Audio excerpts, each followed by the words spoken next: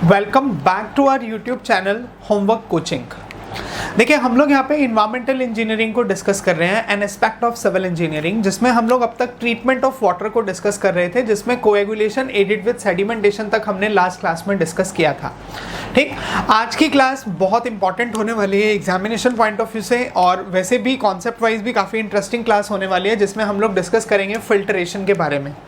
Right, तो basically अगर मुझे ये कहना हो कि आपको अगर एग्जाम के अंदर क्वेश्चंस अगर इन्वायरमेंट के अटेम्प्ट करने हैं, तो ये एक टॉपिक ऐसा टॉपिक है बेटा, फिल्ट्रेशन, जो बहुत मुश्किल टॉपिक नहीं है, बहुत सिंपल सा टॉपिक है। ठीक है, और जिससे आपको एग्जामिनेशन पॉइंट ऑफ व्यू से एक क्वेश्चन तो डेफिनेटली मिलेगा ही मिलेगा। अब वो फिल्ट्रेशन की थ्योरी से आ सकता है, बेसिकली जिसको हम लोग मैकेनिज्म ऑफ फिल्ट्रेशन बोलते हैं, टाइप्स ऑफ फिल्टर से आ सकता है, rapid sand filter, slow sand filter, ठीक है, और या फिर इनसे रिलेटेड न्यूमेरिकल आ सकता है। तो आज की क्लास और कल की क्लास बेटा, जो दो क्लासेस होने वाली हैं, ये दोनों classes continue classes, these are going to be very important from examination point of view। तो इन क्लासेस पे थोड़ा सा ध्यान देके आपको पढ़ने की ज़रूरत है। राइट, देखिए, अब सबसे पहले तो एक काम करते हैं, हम लोग फिल्ट्रेशन को डिफाइन करते हैं। फिल्ट्रेशन को डिफाइन कैसे किया जाता है? देखो, फिल्ट्रेशन क्या है? फिल्ट्रेशन एक सिंपल सी लैंग्वेज में अगर हम बात करें तो, जैसे हम लोग अभी तक ट्रीटमेंट प्रोसेस के बारे में पढ़ते आ रहे हैं, तो ये भी एक ट्रीटमेंट प्रोसेस है, जिसमें देखो नाम से ही पता चल रहा होगा, आई एम श्योर। देखिए, फिल्ट्रेशन, इसका मतलब यहाँ पे किसका यूज़ होगा? एक फिल्टर का। और फिल्टर की बजाय हम लोग बोलेंगे एक आप ये बोल सकते हैं कि फिल्टर की बजाय आप इसको डेफिनेटली बोलेंगे कि एक हम लोग किसी भी एक फिल्टर मीडियम का यूज़ करेंगे, कोई भी एक लेयर यूज़ करेंगे, जो लेयर क्या करेगी, एक मीडियम की तरह, एक फिल्टर मीडियम की तरह काम करके इम्प्योरिटीज़ को रिमूव करने की कोशिश करेगी। तो उसी को फॉलो करते हुए हम लोग बेसिकली फिल्ट्रेशन को डिफाइन करते हैं, फिल्टर का क्लासिफिकेशन पढ़ते हैं और मैकेनिज्म को डिस्कस करते हैं। ठीक, तो अब फिल्ट्रेशन की अगर डेफिनेशन की बात करनी हो तो सिंपल सा आप लिख सकते हैं डेफिनेशन में, ये एक ऐसा प्रोसेस है जिसमें हम लोग इम्प्योरिटीज़ को रिमूव करते हैं या वाटर को ट्रीट करते हैं बाय यूजिंग फिल्टर मीडियम। और वो फिल्टर मीडियम में कुछ भी हो सकता है, सैंड की लेयर भी हो सकती है, सैंड के अलावा एंथ्रासाइट की लेयर भी हो सकती है, कुछ भी एग्जिस्ट कर सकता है। राइट, तो पहले तो फिल्ट्रेशन की डेफिनेशन से शुरुआत करते हैं। It is the process of removal of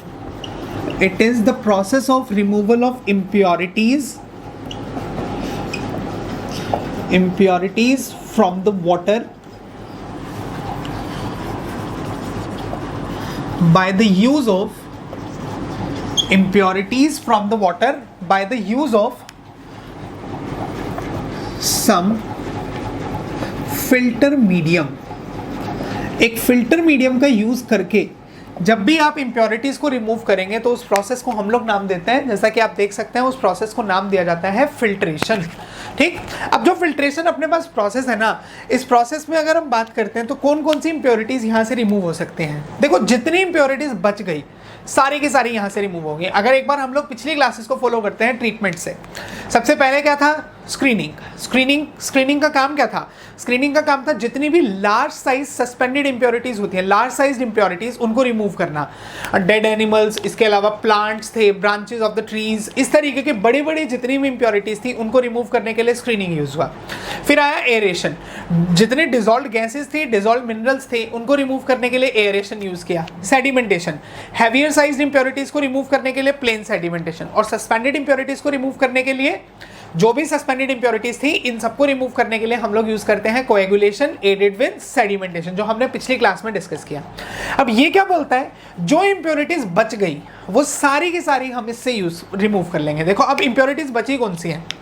no doubt suspended impurities remove हो गई, हैवियर इंप्योरिटीज रिमूव हो गई, इनऑर्गेनिक, लेकिन ऑर्गेनिक इंप्योरिटीज तो रह गई ना। ऑर्गेनिक मैटर रह गया, ऑर्गेनिक मैटर के अलावा एल्गी रह गई। अब पहले वाला नो डाउट एयरेशन कुछ डिजॉल्व गैसेस को रिमूव करने में हेल्प करेगा, बट अगर कुछ बची हुई डिजॉल्व गैसेस, डिजॉल्व मिनरल्स, उन सबको रिमूव करने के लिए हम लोग इसी को यूज करते हैं। तो फिल्ट्रेशन एक ऐसा प्रोसेस है जिसका काम क्या है? जिसका काम है dissolve gases, dissolve minerals, organic matter के अलावा अगर हम बात करते हैं एल्गी के साथ में हम बात करेंगे इसी के साथ में माइक्रो ऑर्गेनिजम्स, इन सबको रिमूव करने के लिए हम लोग फिल्ट्रेशन प्रोसेस को यूज करते हैं। तो अगला पॉइंट अगर बात करें तो अगले पॉइंट में इसके यूजेस में अगर लिखते हैं तो it is used to remove organic matter organic matter, micro organisms के अलावा algae, dissolved minerals, dissolved gases, ठीक, सस्पेंडेड इम्प्योरिटीज, अगर कुछ सस्पेंडेड इम्प्योरिटीज बच गई हैं तो वो भी रिमूव हो जाएंगी, एटसेट्रा। इन सबको रिमूव करने के लिए हम लोग फिल्ट्रेशन प्रोसेस को यूज करते हैं। अब ये प्रोसेस जो है, जो फिल्ट्रेशन जो थ्योरी है बेसिकली, ये किस तरीके से एग्जिस्ट करता है। इनफैक्ट उससे पहले जो हम लोग फिल्टर यूज करते हैं, मैं बात करता हूँ एक बार टाइप्स ऑफ फिल्टर के बारे में। हम लोग देखिए फिल्टर को, जो अभी हमारा फिल्टर है ना, इस फिल्टर को हम लोग क्लासिफाई करते हैं दो मेजर कैटेगरीज में। पहली कैटेगरी है ग्रेविटी फिल्टर्स, ग्रेविटी फिल्टर्स, और जो दूसरी कैटेगरी हमारे पास बनती है इसको हम लोग बोलते हैं प्रेशर फिल्टर, प्रेशर फिल्टर्स। अब ये जो ग्रेविटी फिल्टर्स हैं ये फर्दर दो पार्ट्स में आगे क्लासिफाई हो जाते हैं। एक है slow sand filter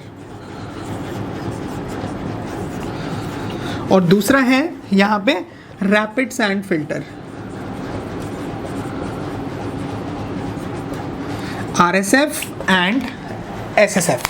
RSF short form में रैपिड सैंड फिल्टर को बोलते हैं और स्लो सैंड फिल्टर को शॉर्ट फॉर्म में हम लोग SSF बोलते हैं। तो इनडायरेक्टली अपने पास में RSF, SSF और PF प्रेशर फिल्टर, ये तीन तरीके के फिल्टर्स हैं जिनको हम लोग ड्रिंकिंग वाटर के लिए, रॉ वाटर ट्रीटमेंट के लिए बेसिकली यूज कर सकते हैं। ठीक, अब देखो नाम से ही आइडिया होगा I am sure, gravity filters. जब पानी की मूवमेंट, पानी का फ्लो एग्जिस्ट करेगा under the action of gravity, top से बॉटम में जब भी पानी मूव करता है ग्रेविटी के रिस्पेक्ट में मूव करेगा, तो ये फिल्टर कौन सा हो गया, ग्रेविटी फिल्टर। प्रेशर फिल्टर क्या है, प्रेशर फिल्टर बोलता है कि नो डाउट पानी की मूवमेंट तो अभी भी ऐसे ही एग्जिस्ट करेगी, लेकिन अब की बार ग्रेविटी के बजाय हम लोग कुछ एक्स्ट्रा फोर्स इसमें अप्लाई करेंगे, कुछ एक्सेस फोर्स लगाएंगे, कुछ एक्स्ट्रा प्रेशर लगाएंगे। तो उस टाइप के फिल्टर को हम लोग नाम क्या देते हैं, प्रेशर फिल्टर। ठीक है, इन तीनों को अभी हम लोग कुछ देर में डिटेल में डिस्कस करना स्टार्ट करेंगे। इससे पहले एक बार बात करते हैं थ्योरी बोल दो या फिर मैकेनिज्म बोल दो, मैकेनिज्म ऑफ फिल्ट्रेशन, कि बेसिकली हमारा जो फिल्ट्रेशन प्रोसेस है ये कैसे डिपेंड करता है, कैसे एग्जिस्ट करता है, कौन कौन से मैकेनिज्म को फॉलो करता है, कितने स्टेप्स में होता है, वो सब यहाँ पे आता है अपना मैकेनिज्म में। अब देखिए इसके मैकेनिज्म की बात करें तो थ्योरी ऑफ फिल्ट्रेशन में टोटल 4 स्टेप्स एग्जिस्ट करते हैं। पहला स्टेप है हमारे पास मैकेनिकल स्ट्रेनिंग, मैकेनिकल स्ट्रेनिंग। इसके बाद में जो सेकंड स्टेप है हमारे पास में, this step is known as sedimentation, sedimentation. Third step जो है, थर्ड स्टेप को हम लोग लिखते हैं बायोलॉजिकल चेंजेस। कई बार बायोलॉजिकल चेंजेस की बजाय एग्जाम में फोटोसिंथेसिस भी आ सकता है या बायोलॉजिकल रिएक्शंस भी आ सकता है, डोंट गेट कंफ्यूज्ड, एक ही बात है। और बायोलॉजिकल चेंजेस के बाद में अगला आता है इलेक्ट्रोलिटिक चेंजेस। इलेक्ट्रोलिटिक चेंजेस, तो बेसिकली जो हमारा थ्योरी ऑफ फिल्ट्रेशन है, इस फिल्ट्रेशन का जो मैकेनिज्म है अपने पास में, ये मैकेनिज्म इन 4 स्टेप्स पे डिपेंड करता है, mechanical straining, sedimentation, biological changes and electrolytic changes. अब ये जो टोटल 4 स्टेप्स है ना, ये 4 स्टेप्स एग्जाम के अंदर कैसे आते हैं, चारों स्टेप्स का अरेंजमेंट पूछा जा सकता है, फर्स्ट टू लास्ट ऑर्डर में अरेंज करो। ठीक है, इनमें से आपको कोई भी मतलब 4 ऑप्शंस दिए जाएंगे, उनमें से पहचानना होगा कि कौन सा स्टेप फिल्ट्रेशन के मैकेनिज्म को रिप्रेजेंट करता है या नहीं करता है। इस तरीके से आपको ये पॉइंट्स, बेसिकली इनके नेम्स जो हैं ये याद रखना है। ठीक, एग्जामिनेशन पॉइंट ऑफ व्यू से इनके नेम्स इंपॉर्टेंट है और आगे एक लेयर का नाम आएगा, वो थोड़ा सा काम का है, जो लेयर इसमें बनती है। अब देखिए मैकेनिज्म एग्जिस्ट कैसे करता है, पहले एक बार मैं समझाऊंगा इसको, बाद में फिर हम लोग 1 बाय 1 इन पॉइंट्स को लिख भी सकते हैं। देखिए अपने पास में क्या हुआ, एक फिल्टर मीडियम लिया हमने, ये फिल्टर मीडियम में के नाम पे कुछ भी हो सकता है। लेट अस सपोज हमने एक सैंड की लेयर ली। अब देखो घर के अंदर फिल्टर आता है, जो घर के अंदर हम लोग बेसिकली वाटर प्योरीफायर यूज़ करते हैं, टीवी टेलीविजन में ऐड भी आती है इनकी, आरओ जिसको हम लोग बोलते हैं। एक्चुअल में जो घर में लगता है वो वाटर प्योरीफायर होता है, वो आरओ नहीं होता है। ठीक है, तो अब जो हमने घर के अंदर वाटर फिल्टर लगाया है, वाटर प्योरीफायर लगाया है, उसमें क्या होता है, हम श्योर सबने देखा होगा कि एक सैंड की एक कैंडल होती है जिसको कैंडल बोलते हैं, और कुछ टाइम के बाद में वो रिप्लेस करने की ज़रूरत पड़ती है उसको, ठीक है। वो जो कैंडल है वो एक्चुअल में वही फिल्टर मीडियम है, ठीक है। उसके अंदर उसके जो वॉइड्स हैं वो वॉइड्स कहीं ना कहीं वाटर की जो इम्प्योरिटीज़ हैं उसकी एंट्री को प्रिडिक्ट कर सकते हैं, प्रिवेंट कर सकते हैं। तो इनडायरेक्टली जो फिल्टर मीडियम है वो फिल्टर मीडियम वहाँ पे वो कैंडल एक्ट करती है, ठीक है। सेम ऐसे ही यहाँ पे अगर मैं बात करता हूँ कमर्शियल स्केल पे अगर हम फिल्टर यूज़ करते हैं तो यहाँ पे भी अपना मेन फिल्टर मीडियम क्या हो जाएगा, एक टाइप का एक छोटे छोटे पार्टिकल्स हो जाएंगे, सॉलिड पार्टिकल्स, जो हम लोग जनरली सैंड के पार्टिकल्स कंसीडर करके चलते हैं। तो सैंड आ गया आपके पास में, राइट। अब ये चारों स्टेप्स कैसे एग्जिस्ट करते हैं मैं इसके बारे में बात करता हूँ। सबसे पहले क्या होता है, सबसे पहले ऊपर से पानी फ्लो होना स्टार्ट होगा।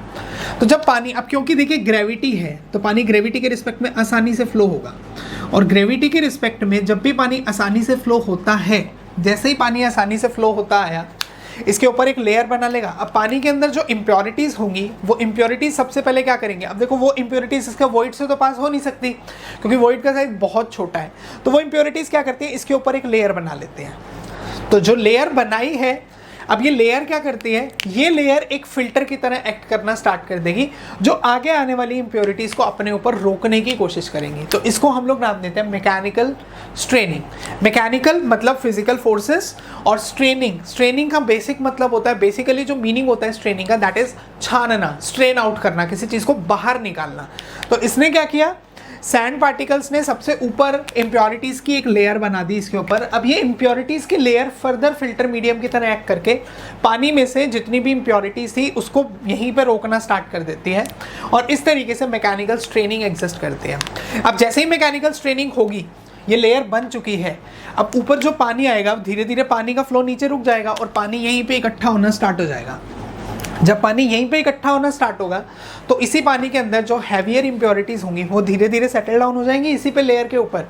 उसको नाम क्या देंगे, सेडिमेंटेशन। तो देखो दो स्टेप तो मैंने आपको बता दिए, mechanical straining and sedimentation. Mechanical straining के अंदर जैसा कि मैंने आपको पहले भी बताया, मैकेनिकल स्ट्रेनिंग में इम्प्योरिटीज़ की एक लेयर बनेगी और वो जो लेयर है वो सैंड पार्टिकल्स के ऊपर बन के आगे फर्दर फिल्टर मीडियम की तरह काम करना स्टार्ट कर देती है। सेडिमेंटेशन ने क्या बोला कि अब आफ्टर मैकेनिकल स्ट्रेनिंग जो पानी इकट्ठा होगा, पानी में से हैवियर इम्प्योरिटीज़ ग्रेविटी के रिस्पेक्ट में इसी फिल्टर मीडियम पे, इसी मैकेनिकल स्ट्रेनिंग वाली जो फिल्टर लेयर बनी थी उस लेयर पे सेटल डाउन होना स्टार्ट हो जाती है, और सेटल डाउन होते होते इनडायरेक्टली एट द एंड अपने पास में एक फिल्टर मीडियम की एक लेयर बन चुकी है। फिर आता है देखो biological changes. This step is very important, समझना भी जरूरी है क्योंकि बहुत से लोगों को ये समझ ही नहीं आता स्टेप। बायोलॉजिकल चेंजेस, देखो नाम से ही पता चल रहा होगा कौन सी रिएक्शंस होंगी यहाँ पे, बायोलॉजिकल रिएक्शंस। बायोलॉजिकल चेंजेस दिया है तो डेफिनेटली कैसे रिएक्शंस होंगी यहाँ पे, बायोलॉजिकल रिएक्शंस। देखो बायोलॉजिकल रिएक्शन से बायोलॉजिकल चेंजेस एग्जिस्ट कैसे करता है। स्टार्टिंग में इन इम्प्योरिटीज़ के अंदर, ठीक है, यहाँ पे जो लेयर बनी थी या पानी के अंदर जितनी भी काई प्रेजेंट है, काई मतलब जितनी भी एल्गी प्रेजेंट है, सबसे पहले ये एल्गी से रिएक्शन स्टार्ट होती है। ये एल्गी क्या करती है, सनलाइट की प्रेजेंस में फोटोसिंथेसिस रिएक्शंस प्रोड्यूस करेगी। बेसिकली इसका डिकम्पोजिशन स्टार्ट हो जाता है सनलाइट की प्रेजेंस में, ठीक है, जिसको हम लोग फोटोसिंथेसिस रिएक्शंस बोलते हैं। और फोटोसिंथेसिस रिएक्शन से ऑक्सीजन गैस रिलीज होती है। अब जब ऑक्सीजन गैस रिलीज होगी तो देखो ऑक्सीजन गैस रिलीज होने के कारण से पानी में जितनी भी गैसेस थी या डिसॉल्व्ड मिनरल्स थे, ये तो ऑक्सीजन से रिएक्ट करके सेटल डाउन हो सकते हैं, रिमूव हो सकते हैं। ध्यान हो अगर आपको, एयरेशन में हमने यही पॉइंट डिस्कस किया था कि हमने डिसॉल्व्ड मिनरल्स और डिसॉल्व्ड गैसेस को रिमूव करने के लिए ऑक्सीजन गैस से कांटेक्ट लेके आना पड़ता है, राइट, याद होगा आई एम श्योर आपको। तो सेम वही है, एल्गी की फोटोसिंथेसिस रिएक्शन से ऑक्सीजन गैस रिलीज हुई और वो ऑक्सीजन गैस किसने गेन किया, वो ऑक्सीजन गैस की हेल्प से डिसॉल्व्ड मिनरल्स और डिसॉल्व्ड गैसेस जो हैं ये रिमूव हो गए। उसी ऑक्सीजन गैस की वजह से ऑर्गेनिक मैटर जो है ये ऑक्सीडाइज होना स्टार्ट हो जाते हैं। बेसिकली अब ये कैसे ऑक्सीडाइज होंगे, देखो ऑक्सीजन गैस जो यहाँ से बनी थी, ये ऑक्सीजन गैस की वजह से क्या होगा, एरोबिक माइक्रो ऑर्गेनिजम्स की ग्रोथ होगी। ऐसे माइक्रो ऑर्गेनिजम्स जो ऑक्सीजन की प्रेजेंस में काम करते हैं उनको बोलते हैं एरोबिक माइक्रो ऑर्गेनिजम्स। ये ग्रो करना स्टार्ट करते हैं। अब जैसे जैसे एरोबिक माइक्रो ऑर्गेनिजम्स ग्रो करेंगे वो क्या करेंगे, उनको खाने के लिए, उनको फूड के लिए basically as a food unit उन्हें कुछ ना कुछ अमाउंट भी तो चाहिए, तो वो ऑर्गेनिक मैटर में से कार्बन को as a food unit gain करना स्टार्ट करते हैं। तो धीरे धीरे जैसे जैसे ऑक्सीजन बढ़ती गई, एरोबिक माइक्रो ऑर्गेनिज्म बढ़ते गए और उन्होंने क्या कर दिया, ऑर्गेनिक मैटर में से कार्बन को निकाल के खाना स्टार्ट कर दिया। तो जब ये कार्बन को निकाल के खाएंगे तो ऑर्गेनिक मैटर भी खत्म हो जाएगा और एक टाइम ऐसा आएगा जब ऑर्गेनिक मैटर कंप्लीटली डिकम्पोज हो चुका है। जैसे ही ये कंप्लीटली डिकम्पोज होगा, ठीक है, जैसे ही ये कंप्लीटली डिकम्पोज होगा, जो माइक्रो ऑर्गेनिजम्स थे, ये माइक्रो ऑर्गेनिजम्स के लिए भी अब खाने की कमी हो जाएगी और इनडायरेक्टली माइक्रो ऑर्गेनिजम्स भी एक दूसरे के साथ में, एक दूसरे की बॉडी में से कार्बन को निकाल के खाना स्टार्ट कर देते हैं, जिन रिएक्शंस को हम लोग नाम देते हैं endogenous respiration reactions. Endogenous, yes that's right, endogenous respiration reactions. तो बेसिकली क्या हुआ है यहाँ पे, सबसे पहले बायोलॉजिकल रिएक्शंस में सबसे पहले एल्गी ने सनलाइट के प्रेजेंस में फोटोसिंथेसिस रिएक्शन से ऑक्सीजन गैस को रिलीज किया। इस ऑक्सीजन गैस को गेन किसने किया, इस ऑक्सीजन गैस की हेल्प से dissolve minerals, dissolve gases remove हो गए और एरोबिक माइक्रो ऑर्गेनिजम्स की ग्रोथ स्टार्ट हुई। ये एरोबिक माइक्रो ऑर्गेनिजम्स क्या करेंगे, ये ऑर्गेनिक एरोबिक माइक्रो ऑर्गेनिजम्स इस ऑर्गेनिक मैटर में से कार्बन को as a food unit gain करने की कोशिश करेंगे। अब जब कार्बन में से एज ए फूड यूनिट ये गेन करेंगे तो डिकम्पोजिशन इसका भी स्टार्ट हो जाएगा। जैसे ही ऑर्गेनिक मैटर कंप्लीटली डिकम्पोज हुआ, उस टाइम पे माइक्रो ऑर्गेनिजम्स के लिए फूड की कमी हो जाएगी, scarcity of food takes place.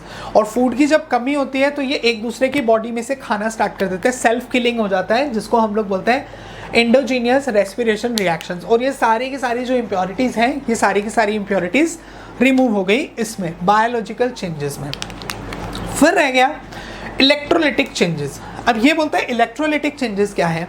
देखो, जब ये पूरी के पूरी जितनी रिएक्शंस हैं, ये तीनों रिएक्शंस हो गई, केमिकल रिएक्शंस, बायोलॉजिकल रिएक्शन, सब कुछ हो गया, तो अब क्या होता है, कुछ सस्पेंडेड इम्प्योरिटीज़ हैं, कुछ इनके जो बाय प्रोडक्ट्स होंगे इन रिएक्शंस के, वो आयंस की फॉर्म में होते हैं, कहीं पे पॉजिटिव आयंस, कहीं पे नेगेटिव आयंस, कहीं पे पॉजिटिव, कहीं पे नेगेटिव। तो ये क्या करेंगे, पॉजिटिव और नेगेटिव आयंस एक दूसरे के साथ कंबाइन करके एक दूसरे को बैलेंस करेंगे। इनको नाम दिया जाता है इलेक्ट्रोलिटिक चेंजेस या फिर इलेक्ट्रोलिटिक रिएक्शंस। तो इनके बेसिस पे ये पूरा कंप्लीट मैकेनिज्म होता है जिसकी हेल्प से हम लोग सभी इम्प्योरिटीज़ को रिमूव कर सकते हैं और सभी इम्प्योरिटीज़ के साथ में हम लोग जो हमारा वाटर है उस वाटर को अच्छे से ट्रीट कर सकते हैं, राइट। तो सबसे पहले तो हमें जो मैंने अभी आपको मैकेनिज्म बताया, यही mechanism 1 by 1 point by point लिखना है और इसको लिखने के बाद फिर हम लोग स्टार्ट करेंगे अपने टाइप्स ऑफ फिल्टर को। तो अभी फिलहाल थ्योरी ऑफ फिल्ट्रेशन के अंदर जैसा कि मैंने आपको पहला स्टेप बताया, पहला स्टेप है अपने पास में mechanical straining. First is mechanical straining, लिखते हैं इसके बारे में।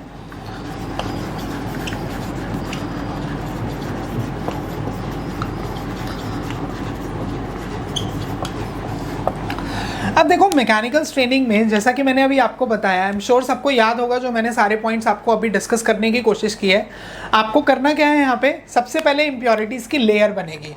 तो लिखते हैं हम लोग, the impurities having size more than void size of filter medium, void size of filter medium strained out over it। मैंने लिखा the impurities having size more than void size of the filter medium strained out over it. ये पूरा का पूरा strained out हो जाएगा, बाहर निकल जाएगा। अब जब ये एक बार ये स्ट्रेन्ड आउट हो चुका है, इसके बाद में क्या होगा, अब यही this layer of impurities,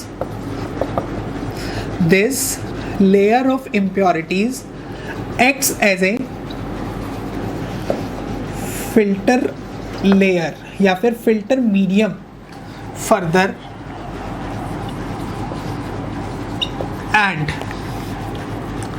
and tries to remove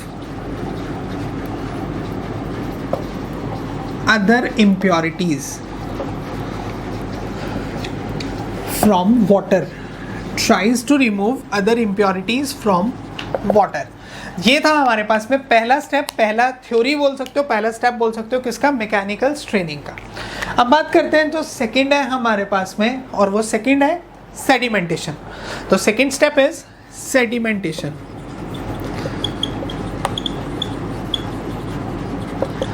अब सेडिमेंटेशन क्या बोलता है, मैकेनिकल स्ट्रेनिंग के बाद में जो हैवियर इंप्योरिटीज होंगी वो सारी की सारी वाटर में से इसी लेयर के ऊपर सेटल डाउन हो जाएंगी, जिसको हम लोग नाम देंगे सेडिमेंटेशन। तो after mechanical straining,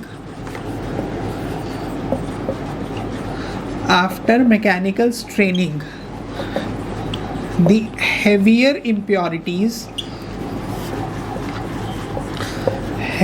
impurities from water gets settled down over filter medium.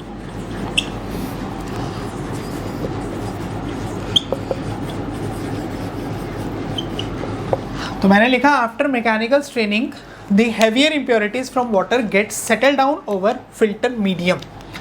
Third लिखते हैं, ये था sedimentation. Now third one is biological changes.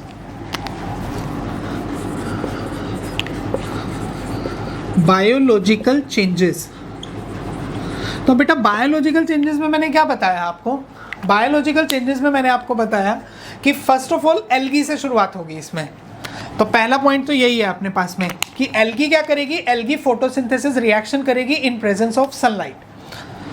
तो पहला point, algae carries out photosynthesis reactions in presence of sunlight,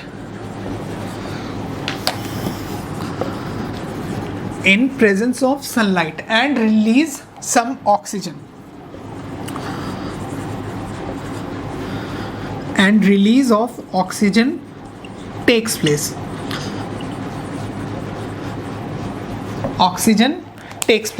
अब देखो oxygen release हो चुकी है, इसके बाद आगे मैंने क्या बताया था, नेक्स्ट पॉइंट मैंने बताया कि जब ऑक्सीजन रिलीज हो जाएगी तो इस ऑक्सीजन की हेल्प से माइक्रो ऑर्गेनिजम्स की ग्रोथ होगी, aerobic micro organisms. Now growth of aerobic microorganisms takes place.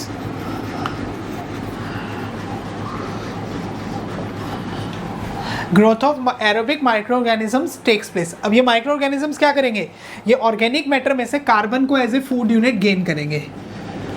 These microorganisms gain carbon as a food unit from organic matter. अब ये कार्बन को as a food unit gain करेंगे organic matter से, और एक बार अगर इन्होंने कार्बन गेन कर लिया एज ए फूड यूनिट तो decomposition of organic matter takes place. The decomposition, as a result the decomposition of organic matter takes place, right. आगे अगर बात करते हैं नेक्स्ट पॉइंट पे, जब पूरा डिकम्पोजिशन हो जाएगा तो माइक्रो ऑर्गेनिजम्स के लिए खाने की कमी होगी और ये खुद को ख़त्म करना स्टार्ट करते हैं, और खुद को ख़त्म करने को, सेल्फ किलिंग को नाम क्या दिया था, एंडोजीनियस रेस्पिरेशन रिएक्शंस। तो अब लिखेंगे after complete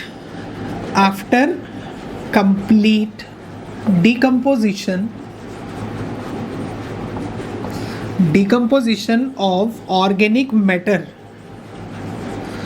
after complete decomposition of organic matter, the scarcity of food, scarcity means कमी, तो खाने की कमी, scarcity of food takes place for microorganisms। अब microorganisms के लिए खाने की कमी हो गई, and as a result endogenous respiration reactions takes place। Endogenous respiration reactions takes place. तो देखो अब यहाँ पे इस तरीके से ये पूरा का पूरा अपने पास में थर्ड स्टेप एग्जिस्ट करता है, बायोलॉजिकल चेंजेस, जिसके अंदर सबसे पहले मैंने अभी जैसा कि अभी आपको बताया एल्गी की फोटोसिंथेसिस रिएक्शन से ऑक्सीजन रिलीज होगी। देखो एक दूसरे से रिलेटेड है, इंटरकनेक्टेड है, ठीक है। इंटरकनेक्टेड मान के अगर इसको समझ के करोगे तो कोई प्रॉब्लम नहीं होगी, रटने लगोगे फिर कंफ्यूज हो जाओगे, पहला दूसरा कैसे पॉइंट आएंगे वो सब कंफ्यूज हो जाओगे फिर। तो ऑर्गेनिक ऑक्सीजन की हेल्प से क्या ग्रो हुआ, एरोबिक माइक्रो ऑर्गेनिज्म। अब इनकी ग्रोथ के देखो, माइक्रो ऑर्गेनिज्म को ग्रो करने के लिए खाना चाहिए, तो ये खाने में कार्बन गेन करेंगे ऑर्गेनिक मैटर से, कार्बन गेन करेंगे तो ऑर्गेनिक मैटर डिकम्पोज होगा। जब ऑर्गेनिक मैटर पूरा खत्म हो गया तो माइक्रो ऑर्गेनिज्म को कार्बन तो मिलेगा नहीं, तो इनके लिए खाने की कमी हो गई, और खाने की कमी हो जाएगी तो तब क्या होगा, एज ए रिजल्ट कौन सी रिएक्शंस होंगी, एंडोजीनियस रेस्पिरेशन रिएक्शंस होंगी और माइक्रो ऑर्गेनिजम्स की किलिंग हो जाएगी। तो इनडायरेक्टली हमारे पास में ये थर्ड स्टेप इस तरीके से कंप्लीट होता है। उसके बाद में जो नेक्स्ट स्टेप है, फोर्थ स्टेप, लिमिटिंग स्टेप जिसको बोलते हैं, that is electrolytic changes. Fourth is electrolytic changes. अब ये कैसे होता है इलेक्ट्रोलिटिक चेंजेस, अभी मैंने आपको बताया कि जितने भी ऑपोजिट चार्ज्ड आयंस हैं वो एक दूसरे के साथ अट्रैक्ट होंगे, एक दूसरे के साथ रिएक्ट करेंगे, बेसिकली अट्रैक्ट करके एक दूसरे को न्यूट्रलाइज करने की कोशिश करेंगे, और न्यूट्रलाइजेशन रिएक्शंस होंगी जिनको हम लोग नाम देंगे इलेक्ट्रोलिटिक चेंजेस। लिखते हैं अब इसके अंदर पहला point, the opposite charged ions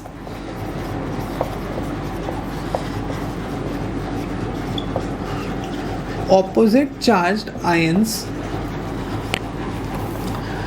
combine with each other to neutralize them।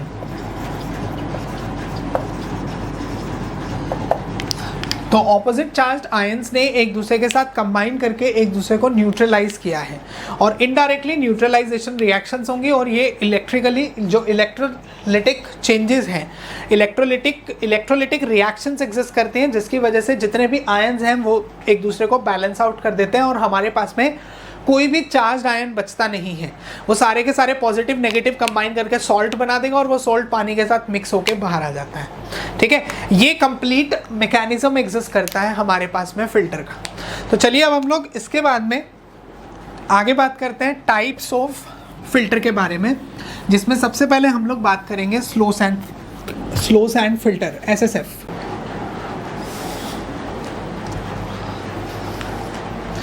तो चलिए अब आगे बात करते हैं, next is slow sand filter. देखो मैंने बताया 3 टाइप के फिल्टर्स हम लोग पढ़ेंगे, slow sand filter, rapid sand filter और प्रेशर फिल्टर। तो इसके अंदर जो पहला फिल्टर है मेरे पास में, that is slow sand filter, जिसको शॉर्ट फॉर्म में आप SSF भी लिख सकते हैं, it can also be written as SSF। अब देखो इसके बारे में हम लोग बात करते हैं। देखिए सबसे पहला स्टेप क्या रहेगा, सबसे पहला पॉइंट क्या रहेगा मेरे पास में, सबसे पहले हम लोग इस फिल्टर के मैकेनिज्म को समझते हैं। मैकेनिज्म तो देखो सेम है, वर्किंग के बारे में बात करते हैं, फिर इसके डिज़ाइन पैरामीटर्स को वन बाय वन हम लोग बात करेंगे। देखो स्टार्टिंग में जैसा कि आप देख सकते हैं यहाँ पे अपने पास में एक इनलेट चैम्बर है, इनलेट चैम्बर से आप आएगा, इनलेट पॉइंट से आएगा पानी, जो कि इनलेट चैम्बर में इकट्ठा होगा। अगर मैं बात करता हूँ इस फिल्टर की, तो इसकी जो ओवरऑल डेप्थ है ये लगभग 2.5 मीटर से 3 मीटर 3.5 मीटर के आसपास एग्जिस्ट करता है, जिसमें जो मेन फिल्टर मीडियम है वो मेन फिल्टर मीडियम है सैंड, और सैंड की जगह हम एंथ्रासाइट भी यूज़ कर सकते हैं, ठीक है। मेंशन यहीं से आपको दिख भी रहा है डायग्राम के अंदर कि बेसिकली इनकी डायमेंशंस कितनी हैं, 60 से 90 सेंटीमीटर्स ग्रेवल्स हैं, 90 से 110 सेंटीमीटर के आसपास सैंड यूज़ हुआ है, और इसके ऊपर पानी कितनी डेप्थ तक का आ सकता है, दैट इज 90 to 110 सेंटीमीटर्स, ठीक है। अब जनरली ग्रेवल्स का काम क्या है, मैंने बताया मेन फिल्टर मीडियम क्या है, सैंड, और ग्रेवल्स का काम क्या है, ग्रेवल्स का काम है सिर्फ और सिर्फ इस सैंड लेयर को सपोर्ट करके चलना, इसको एक सपोर्ट, एक मतलब एक रिजिड सपोर्ट प्रोवाइड करना, ताकि पानी के प्रेशर की वजह से, फ्लो की वजह से, ये पानी के हैवी प्रेशर की वजह से ये फ्लो ना कर जाए सैंड, राइट। तो इसके लिए अब स्टार्टिंग में क्या हुआ, स्टार्टिंग में अपना इनलेट से पानी आएगा इस इनलेट चैम्बर में, जैसे जैसे पानी इकट्ठा होता गया, जब पानी इकट्ठा हो जाएगा, ओवरफ्लो करना स्टार्ट करेगा, तो यहाँ से ओवरफ्लो होगा और ऊपर से नीचे आना स्टार्ट हो जाएगा, और इस लेयर पे ये जो सैंड वाला पार्ट है, इसके ऊपर पूरा का पूरा मैकेनिज्म एग्जिस्ट करेगा। कौन सा मैकेनिज्म, जो हम लोग ऑलरेडी डिस्कस कर चुके हैं। सबसे पहले मैकेनिकल स्ट्रेनिंग होगी, उसके बाद में सेडिमेंटेशन होगा, सेडिमेंटेशन के बाद में फिर बायोलॉजिकल चेंजेस होंगे, और बायोलॉजिकल चेंजेस के बाद में इलेक्ट्रोलिटिक चेंजेस होंगे। अच्छा एक पॉइंट रह गया है, पहले उस पॉइंट को देखो। जो जिस लेयर में ये सारी रिएक्शंस एग्जिस्ट करती हैं, जो यहाँ लेयर थी ना जिसमें बायोलॉजिकल रिएक्शंस एग्जिस्ट कर रही थी और ये सब एग्जिस्ट कर रही थी, उस लेयर को हम लोग नाम देते हैं शमर्ट्ज़-डेक layer. This layer is known as Shamatsdeck layer. This layer, name of the layer is very important from examination point of view.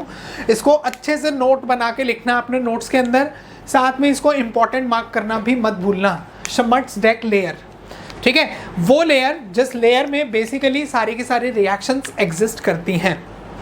तो चलिए वापस से अब हम आते हैं इस पे अपने स्लो सैंड फिल्टर की तरफ। तो अपना स्लो जो सैंड लेयर था, सैंड लेयर के ऊपर बनेगी शमर्ट्ज़-डेक लेयर, और जिसके अंदर सारी रिएक्शंस होंगी और सारी इंप्योरिटीज़ जो है ये रिमूव हो जाएंगी। फिर पानी धीरे धीरे इसके फिल्टर मीडियम से पास होता हुआ नीचे की साइड में देखो यहाँ पे छोटी छोटी ओपनिंग्स बना रखी हैं, जिन ओपनिंग्स को हम लोग नाम देते हैं लेटरल ड्रेन। इन लेटरल ड्रेन से पानी आएगा, नीचे पास होगा, और पास होने के बाद में यहाँ पे आएगा सेंट्रल ड्रेन में, और सेंट्रल ड्रेन से आउटलेट चैम्बर में इकट्ठा होगा, और आउटलेट चैम्बर से हम लोग इसको बाहर निकाल लेते हैं। इस तरीके से इसका जो प्रॉपर वर्किंग प्रोसेस है, वो वर्किंग प्रोसेस इस तरीके से एग्जिस्ट करता है। इनलेट से, इनलेट के बाद में ऊपर से नीचे फ्लो होगा। तो अब ग्रेविटी के रिस्पेक्ट में हो रहा है, तो इसीलिए स्लो सैंड फिल्टर को हम लोग रखते हैं, it is a type of gravity filter, ठीक है। और जब पानी ग्रेविटी के रिस्पेक्ट में फ्लो हुआ तो सैंड लेयर इसमें से बेसिकली इंप्योरिटीज़ को रिमूव करने में हेल्प करेगी। शमर्ट्ज़-डेक लेयर की फॉर्मेशन इसमें एग्जिस्ट करती है। अब इसके पैरामीटर्स कौन कौन से हैं, जिन पैरामीटर्स को हमें कंसिडर करना है, जो थ्योरी में एग्जाम के अंदर पूछे जा सकते हैं, और साथ में बहुत बार ऐसा भी होता है कि जिनको हम लोग न्यूमेरिकल पॉइंट ऑफ व्यू से भी कुछ एक पॉइंट्स को यूज़ कर सकते हैं। तो सबसे पहले तो शुरुआत करते हैं फर्स्ट पॉइंट से। मैंने बताया कि इसके अंदर अगर बात की जाए तो सबसे पहला पॉइंट है यहाँ पे depth of filter medium. Depth of filter, not filter medium. Depth of filter मैंने बताया लगभग 2.5 से 3 मीटर के बीच में है, 3.5 भी लिख सकते हैं आप। Next is main filter medium. Main filter medium कौन सा है? सैंड, और सैंड की जगह हम लोग एंथ्रासाइट को भी यूज़ कर सकते हैं। सैंड और एंथ्रासाइट। अब एंथ्रासाइट क्या होता है? जनरली जो कोल होता है, जो कोयला होता है, इसको सुखाने के बाद जब बिल्कुल अच्छे से कोयला आपको मिल चुका है तो इसको हम लोग पाउडर फॉर्म में क्रश कर देते हैं, जिसको एंथ्रासाइट बोलते हैं। तो सैंड और anthracite is the main filter medium. Main filter medium, ठीक। और ग्रेवल्स का काम क्या हुआ? अभी मैंने बताया ग्रेवल्स का काम क्या है? इस फिल्टर मीडियम लेयर को, जो अपना फिल्टर मीडियम था, इसको सपोर्ट करना। तो हम लोग लिख रहे हैं आगे, ग्रेवल्स आर यूज्ड टू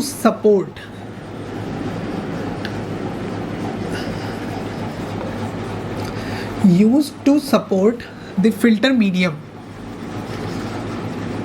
ठीक। ये हो गया। आगे बढ़ते हैं अगले पॉइंट की तरफ। अब अगला पॉइंट क्या बोलता है? ये वाला पॉइंट तो समझ में आता है, gravels are used to support the filter medium. Next is effective size. Effective size of filter medium, और इफेक्टिव साइज को हम लिखते हैं D10 से। देखो D10 इफेक्टिव साइज। D10 का मतलब होता है, जिन लोगों ने सॉइल पढ़ी है डैम श्योर उनको आइडिया होगा D10 का मतलब, जिन्होंने नहीं पढ़ी है या आइडिया नहीं है वो समझ सकते हो इसको। ये एक ऐसा साइज इंडिकेट करता है जिससे 10% पार्टिकल छोटे होंगे, ठीक है। इफेक्टिव साइज और D10, इफेक्टिव साइज ही D10 होता है, बाकी नहीं होते हैं। इट रिप्रेजेंट्स द साइज जिससे 10% particles are less than this size, ठीक। अब इसकी जो वैल्यू है, अगर मैं इसमें बात करता हूँ तो यहाँ पे इसकी वैल्यू लगभग एग्जिस्ट करती है 0.2 से 0.3 mm के ऑर्डर के बीच में। डोंट गेट कंफ्यूज्ड, अलग अलग बुक्स में अलग अलग वैल्यूज़ दी हैं, गूगल करोगे कुछ और मिलेगा, ठीक है। मतलब इस रेंज में, इस ऑर्डर में आपको मिलेगा। कुछ लोग 0.25 से 0.35 लिखते हैं, कुछ लोग 0.22 से 0.32 लिखते हैं। मतलब आपको इस रेंज के अंदर आपको ये वैल्यू डेफिनेटली मिलेगी। अब क्वेश्चन ये है यहाँ पे कि ये जो है इसका काम क्या है? ये इफेक्टिव साइज एक्चुअल में वॉइड साइज को इंडिकेट करता है। तो इसका मतलब वॉइड का साइज कितना हो गया यहाँ पे? 0.2 mm से 0.3 mm के बीच में। या आप ये बोल सकते हो यहाँ से इफेक्टिव साइज से कि इसके अंदर जितने सैंड पार्टिकल्स होंगे उसमें 10% पार्टिकल्स ऐसे होंगे जिनका साइज इससे कम होगा, 0.2 mm से 0.3 mm से कम होगा। फिर आती है एक दूसरी term, next is uniformity coefficient. Uniformity coefficient, CU।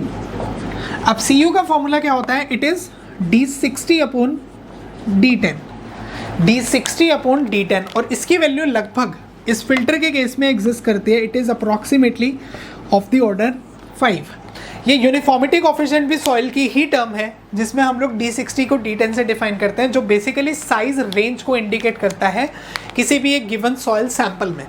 तो यहाँ से साइज रेंज कितनी आ गई, 5 साइजेस की एक रेंज एग्जिस्ट करेगी इस फिल्टर मीडियम के अंदर। ठीक, आगे बढ़ेंगे।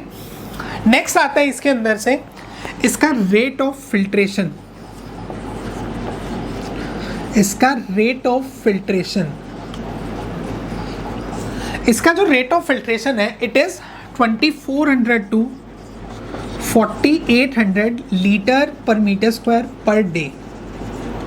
मतलब एक दिन में ये 2400 से 4800 लीटर पानी ट्रीट कर सकता है इसका 1 मीटर स्क्वायर एरिया। कई बार कंफ्यूज करने के लिए ये आर्स में भी आ जाता है, तो आर्स के लिए इसको 24 से डिवाइड कर दो, कितना बन जाएगा 100 से 200 लीटर पर मीटर स्क्वायर पर आवर। ठीक है, ये रेट बहुत ज़्यादा कम है। अब ये रेट बहुत ज़्यादा कम होने के कारण से हम इसको बोलते हैं स्लो सैंड फिल्टर। इसका वॉइड साइज बहुत छोटा है। वॉइड साइज छोटा होगा तो इसका मतलब ये क्या करेगा, पानी को ट्रीट करने में टाइम ज़्यादा लगाएगा। टाइम ज़्यादा लगेगा तो इसका रेट ऑफ फिल्ट्रेशन भी कम होगा क्योंकि पानी कम ट्रीट हो पाएगा, और इनडायरेक्टली इसी कारण से हम लोग इसको नाम देते हैं slow sand filter. Rate of filtration होता क्या है, रेट ऑफ फिल्ट्रेशन अगर यहाँ पे लिखते हैं हम लोग, इधर लिख रहा हूँ फिलहाल रेट ऑफ फिल्ट्रेशन को, ROF। This ROF is total design discharge upon plan area। जो हम लोगों ने सेडिमेंटेशन में SOR पढ़ा था, सरफेस ओवरफ्लो रेट, वही है।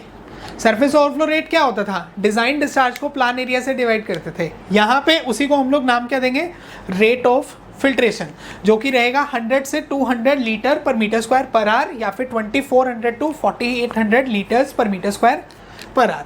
ठीक, आगे बढ़ते हैं। अब नेक्स्ट जो है इसी में अगर हम बात करें तो नेक्स्ट रहेगा आपके पास में इसकी डिज़ाइन लाइफ कितनी है इस फिल्टर की। तो इस फिल्टर की जो डिज़ाइन लाइफ है दैट इज़ 10 to 15 ईयर्स। और ये सिर्फ इस फिल्टर की नहीं है, किसी भी ट्रीटमेंट यूनिट की डिज़ाइन लाइफ अगर आती है मैक्सिमम 15 साल। सेडिमेंटेशन टैंक बोल दे, सेडिमेंटेशन के अलावा आगे हम पढ़ेंगे चाहे वेस्ट वाटर की कोई ट्रीटमेंट बोल दो, प्रेशर फिल्टर बोल दो, स्लो सैंड फिल्टर बोल दो, रैपिड बोल दो, सभी के सभी की डिज़ाइन लाइफ कितनी है, 10 साल से 15 साल। ठीक, ये हो गया डिज़ाइन लाइफ। आगे बढ़ते हैं। नेक्स्ट आता है कि इसकी क्लीनिंग कब की जाती है। ठीक है, इसका जो फ्रीक्वेंसी ऑफ क्लीनिंग है, फ्रीक्वेंसी ऑफ क्लीनिंग मतलब इसको कब साफ करेंगे हम लोग, तो इसका फ्रीक्वेंसी ऑफ क्लीनिंग जो एग्जिस्ट करता है ये है 1 month to 3 month. 1 to 3 months, 1 से 3 महीने में ये एक बार साफ होता है। अब कितना टाइम लगता है इसको साफ करने में, पीरियड ऑफ क्लीनिंग, इसका पीरियड जो है क्लीनिंग का that is 24 hours to 48 hours. मतलब इसको साफ करने में 24 से 48 घंटे का टाइम लगता है। ठीक है, अगला पॉइंट आता है हमें कैसे पता चलेगा कि क्लीनिंग कब करनी है। कंडीशन ऑफ क्लीनिंग, कौन सी कंडीशन में हम क्लीन करते हैं। देखो यहाँ पे अपने पास में पानी था इधर, ठीक है, आउटलेट चैम्बर में पानी आ गया यहाँ पे, तो इसके बीच में मैंने यहाँ पे आपको दिख रहा होगा, यहाँ पे मैंने HL मेंशन किया। HL stands for head loss. ये बोलते हैं जब इस हेड लॉस की वैल्यू 0.7 से 0.8 टाइम्स इसकी डेप्थ के जितना होगा, सॉरी फिल्टर मीडियम की डेप्थ के जितना होगा, सैंड लेयर की डेप्थ के जितना हो जाएगा, तब हमें क्लीनिंग करनी होगी। मतलब let us suppose sand layer की डेप्थ हमने प्रोवाइड की 100 सेंटीमीटर।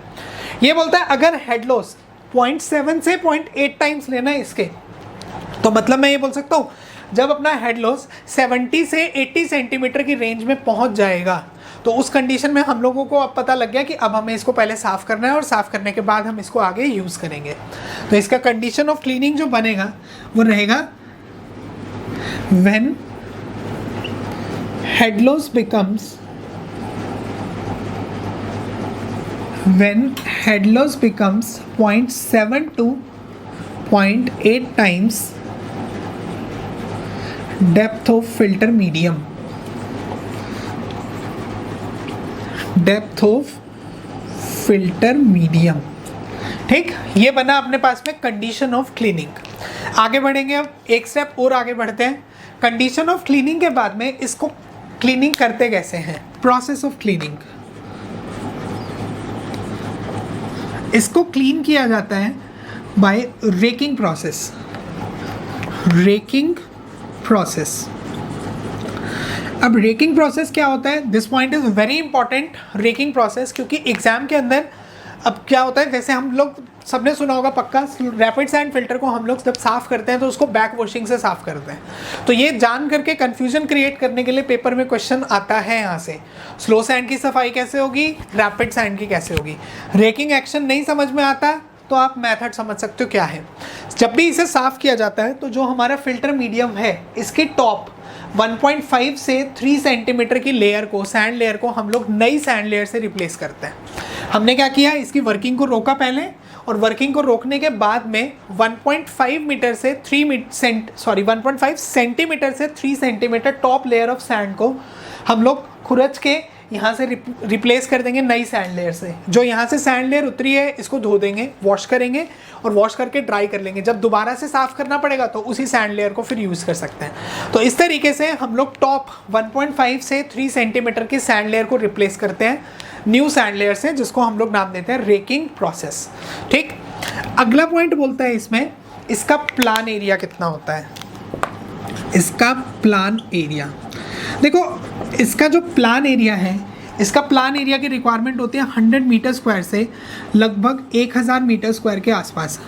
1000 2000 तक की भी रेंज आ सकती है।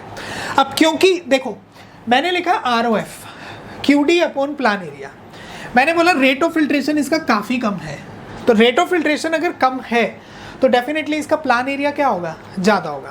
तो slow sand filter requires higher plan area, और जिस कारण से इसी को हम लोग हायर प्लान एरिया को इसकी मेजर लिमिटेशन मान के चलते हैं। तो यहाँ पे अगर मुझे आगे पॉइंट लिखना हो तो मैं आगे एक पॉइंट ये भी ज़रूर लिख सकता हूँ इसमें कि मेजर लिमिटेशन क्या है स्लो सैंड फिल्टर की, requirement of larger plan area.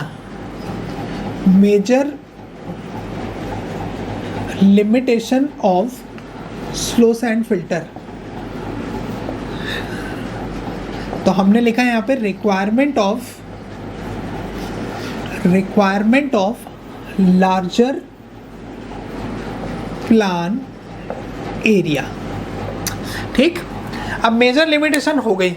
अब इसके बाद में आगे बढ़ते हैं नेक्स्ट पॉइंट पे, इसको कैसे क्लीन किया जाए, इनफैक्ट इसकी वर्किंग कब होगी, कौन सी कंडीशन में लेते हैं।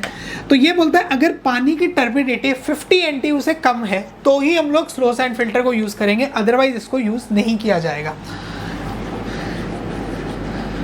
Slow sand filter SSF is used if the turbidity of water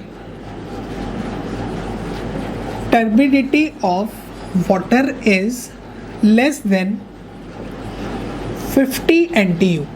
अगर टर्बिडिटी 50 NTU से कम है तो ही इसको यूज़ किया जाएगा, अदरवाइज हम इसको यूज़ नहीं करेंगे। इस पॉइंट को भी थोड़ा सा ध्यान रखने वाली बात है। ठीक है, इसके बाद में अगर अगले पॉइंट की बात करते हैं तो हाँ, अब आता है नंबर ऑफ यूनिट्स। इसकी जितनी भी नंबर ऑफ फिल्टर यूनिट्स होंगी, फिल्टर यूनिट्स का मतलब है ये वाला पार्ट, ठीक है, इसको हम लोग प्रोवाइड कैसे करेंगे, इसको ये डिपेंड किस पे करता है, टोटल प्लान एरिया कितना है। ठीक, the number of filter units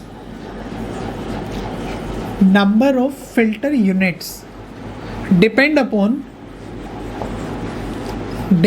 upon the plan area, total plan area.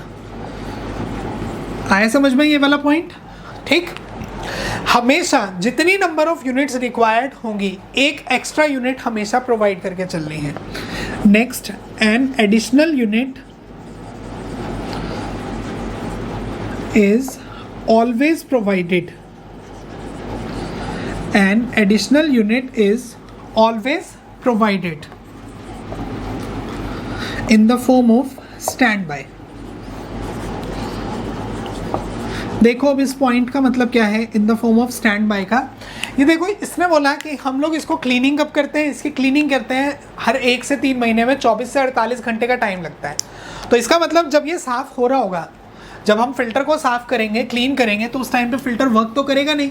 तो हम लोग क्या करते हैं, हम लोग हमेशा एक एक्स्ट्रा यूनिट प्रोवाइड करते हैं कि किसी कारण से कोई ख़राबी आ जाए फिल्टर के अंदर, या फिर अगर मुझे फ़िल्टर को क्लीन करना हो तो हम उस एक्स्ट्रा जो एडिशनल यूनिट है उसको यूज़ कर सकते हैं और बाकी एक यूनिट को हम लोग क्लीन कर सकते हैं। इस तरीके से ऑल्टरनेट क्लीनिंग सीरीज में चलता रहता है, ठीक है। अब ये number of filter units provide कैसे होती है, मैंने अभी आपको बताया कि प्लान एरिया के बेसिस पे हम लोग इसे प्रोवाइड करते हैं। तो एक ये टेबल है, आप इस टेबल को याद कर सकते हैं, प्लान एरिया, और यहाँ पे है आपके पास में नंबर ऑफ यूनिट्स। तो प्लान एरिया में ये बोलता है अगर आपका total plan area 20 metre square से कम है तो एक यूनिट तो रिक्वायर्ड है और एक आपको स्टैंड बाय लेके चलना है। हर केस में स्टैंड बाय तो डेफिनेटली लेना ही लेना है बैकअप के लिए। 20 से 250 या 249 मीटर स्क्वायर तक 2 रिक्वायर्ड, 1 एडिशनल, ठीक है। उसके बाद में 249 से 649 या फिर 650 मीटर स्क्वायर तक 3+1, 650 से 1200 मीटर स्क्वायर तक के लिए 4+1 एंड अबव 1200 मीटर स्क्वायर में यू हैव टू प्रोवाइड 5+1। ये अपने पास बनेगी पूरी टेबल, जिस टेबल के बेसिस पे हम लोग अपनी नंबर ऑफ यूनिट्स को प्रोवाइड कर सकते हैं, ठीक है। ये जो है आपके पास में देखो टोटल नंबर ऑफ यूनिट्स बोल दे तो ये जो स्टैंड बाय वाली यूनिट है इन सबको साथ में इंक्लूड करके चलना स्टैंड बाय। और अगर इसने टोटल नंबर ऑफ यूनिट्स नहीं बोला है, इसने बोला है सिर्फ नंबर ऑफ रिक्वायर्ड यूनिट्स, तो हम ये आगे वाली रिक्वायर्ड यूनिट्स को हमेशा इंक्लूड करके चलेंगे, राइट। आगे अगर इसकी एफिशिएंसी की बात करते हैं कि हमारा जो फिल्टर है स्लो सैंड फिल्टर, इसकी एफिशिएंसी कितनी होती है, तो इसकी एफिशिएंसी होती है लगभग 98% से 99% of impurities removal. That means ये 98% से 99% इम्प्योरिटीज़ को बहुत आसानी से रिमूव कर सकता है, राइट। इस तरीके से हमारा slow sand filter basically working किस तरीके से करता है और वर्किंग के साथ में इसके कौन कौन से पैरामीटर्स हैं वो सारे के सारे पैरामीटर्स को स्टडी किया हमने। यहाँ पे नंबर ऑफ यूनिट्स कैसे कैलकुलेट की जाएंगी तो वो नंबर ऑफ यूनिट्स के बेसिस पर हमने डिस्कशन किया। आज की क्लास में बेटा इतना ही, बाकी हम लोग नेक्स्ट क्लास में सबसे पहले तो शुरुआत करेंगे इसके न्यूमेरिकल से कि बेसिकली अगर इससे रिलेटेड कोई न्यूमेरिकल एग्जाम के अंदर आता है तो वो कैसे कवर होगा, और उसके बाद में हम लोग बढ़ेंगे अपने रैपिड सैंड फिल्टर की तरफ कि रैपिड सैंड फिल्टर क्या होता है, किस तरीके से उसके पैरामीटर्स वेरी करते हैं, उसकी वर्किंग कैसी है, कौन कौन सी उसकी लिमिटेशंस एग्जिस्ट करती है, राइट। और टोटल जैसे प्रेशर फिल्टर क्या होता है, इनके रिलेटेड न्यूमेरिकल्स को हम लोग कवर करने की कोशिश करेंगे। टिल देन अगर आपको आज का लेक्चर अच्छा लगा है please like the video, comment on the video and share with your friends. और अगर अभी तक आपने हमारा चैनल सब्सक्राइब नहीं किया है प्लीज़ सब्सक्राइब द चैनल, क्योंकि बेसिकली हमें मोटिवेशन की रिक्वायरमेंट है ताकि हम लोग, जैसा कि आप लोग जानते भी हैं कि अब एग्जामिनेशन जो हमारा SSC JEE का एग्ज़ाम है उसकी डेट आ चुकी है, UPSC जो UPPSC AE के एग्ज़ाम है इसकी डेट आ चुकी है, राइट। तो हमें अपने सिलेबस को जल्दी से जल्दी कवर भी करना है साथ के साथ में, राइट। तो उसके लिए थोड़ा सा मोटिवेशन की रिक्वायरमेंट होगी हम लोगों को भी और आप लोगों को भी, राइट। तो दोनों तरफ से आप बेसिकली आप हमें हेल्प कीजिए, हम आपको हेल्प करेंगे, तभी हम लोग एक दूसरे के साथ में ग्रो कर सकते हैं। Thank you.